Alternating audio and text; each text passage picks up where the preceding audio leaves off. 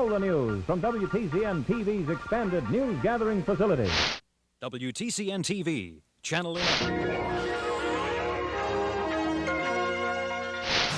This is KARE 11 News at 10.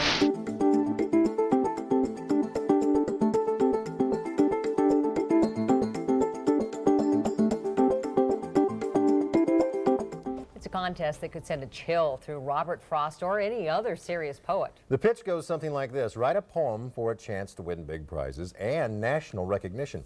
It sounds appealing, but as KARE 11's Boyd Huppert found out, there's apparently no rhyme nor reason when it comes to success. I'm so happy you all could join us this evening.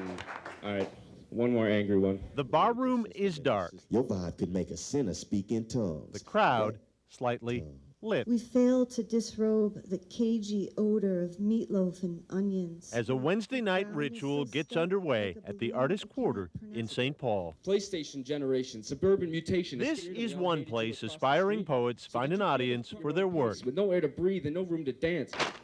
While reading the Sunday paper last May, I stumbled on another. It was an ad for a poetry contest sponsored by the International Library of Poetry, promising cash prizes and a chance at national exposure. It got me thinking. Baby, our love will grow. Over the next few weeks, the sound of the stillness, I convinced a dozen co-workers, friends, and relatives to write and submit a poem to the contest in the paper. When I was very young, my mother said to me, folks like my Uncle Tony, who rents U-Hauls in Spring Valley, Wisconsin. Life is a breeze that flutters through trees and oceans and fields. My friend Tina, who runs an Italian restaurant in Champlin. I am policeman dressed in blue. My buddy Jim's 6-year-old daughter, Erin. Ode to nose hair. And Jim's attorney friend from Milwaukee. I look in the mirror, and what do I see? Nose hair number 637 looking right back at me. 12 poems submitted. Should I pluck it? 10 of which, should I not? Including this one, I pluck it. Came back with letters of congratulations on their selection as national semifinalists. Hey, Northbound, you got it on? Gary Campus was a national semifinalist, too. Gary drives our satellite truck at KARE 11, like stock car racing and those corn chips made for dunking in cheese. Senses by Gary Campus. Gary wrote his poem in 20 minutes one day in the truck. Another sense that I hold dear is the wonder of being able to hear. Like the others, he was praised in his letter for his unique talent and artistic vision. My tongue on a cold flagpole, I don't like much. Also, like the others, Gary was told his poem would be featured in a highly sought-after book to be used by editors and publishers, but available to Gary for $49.95. This is what Gary got. His poem senses, along with the poems of 1,932 other national semifinalists, in a book called Chasing the Dawn, one of 55 different titles the International Library of Poetry published last year. New editions cranked out at the rate of one a week, each filled with a new group of national semifinalists. I think people go for it because we want validation. Chris Osgood advises aspiring poets at St. Paul-based Resources and Counseling for the Arts. It absolutely is an ego stroke, and for a lot of us, we've got more money and free time than we have the capacity to understand when we're being stroked. It's not difficult to see the financial benefits of pumping up an aspiring artist. For $24, Gary was told he could get his poem on an apron, $17 for a t-shirt, $14 for a mouse pad, and $13 more for a coffee cup. From Maple Grove, Minnesota, G.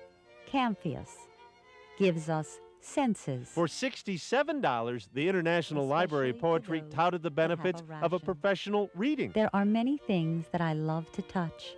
My tongue on a cold flagpole.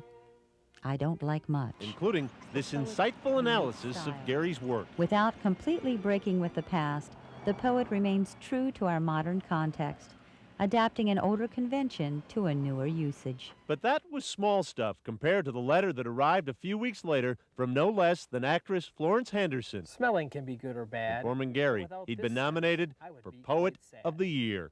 5 senses. For a $595 registration fee, Gary could compete for cash prizes at the Spring Convention in Orlando. I'm glad I've got them. By then, we decided we'd given enough of our money to the International Library of Poetry. Hello, everybody. My name's Gary Campus. But we did take Gary over to that bar room in St. Paul It's published in the Chasing the Dawn book. to see how Gary's poem would fare with the local critics. There are many things that I love to touch. My tongue on a cold flagpole, I don't like much. Cullen Conway came to the reading with his parents. This is like third grade work. My little brother's in third grade and he writes poems like this in his spare time. 5 senses. I'm glad I've got them. I hope I've a 6th, known as common.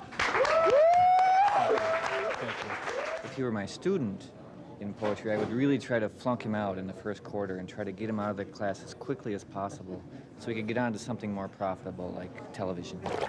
And so back to television Gary went, wearing the spoils of his nomination as Poet of the Year, basking in the glory of his artistry, yet secure in the knowledge that as a poet, he's one heck of a satellite truck engineer.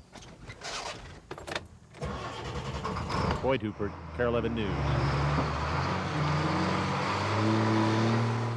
Despite repeated calls and faxes, the International Library of Poetry did not respond to our request for an interview. It has, however, continued sending mail to Gary. Just last month, he was nominated for the Poet Laureate program, a $275 home study course. Gary was told the new term is filling up fast, so he'd better hurry. He declined.